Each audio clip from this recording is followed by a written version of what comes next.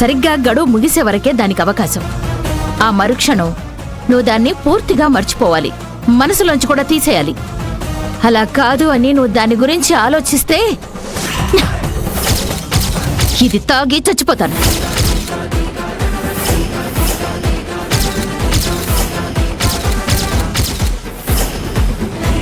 అమ్మా, ప్రతిసారి నువ్వు ఈ బాటిల్ చూపించి చస్తానని బెదిరించి నా మనసుని చంపేయడం కరెక్ట్ కాదమ్మా.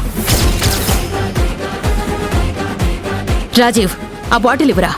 ఎందుకమ్మా నన్ను బెదిరించి నేను నీతో నా ఫీలింగ్స్ ని షేర్ చేసుకోకుండా నా గొంతు నొక్కేయడానికా? నోటికేదొస్తే అది మాట్లాడొద్దు రాజీవ్.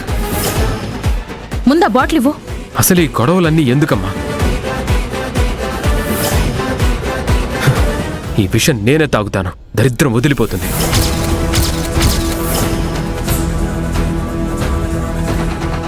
దుర్బాబు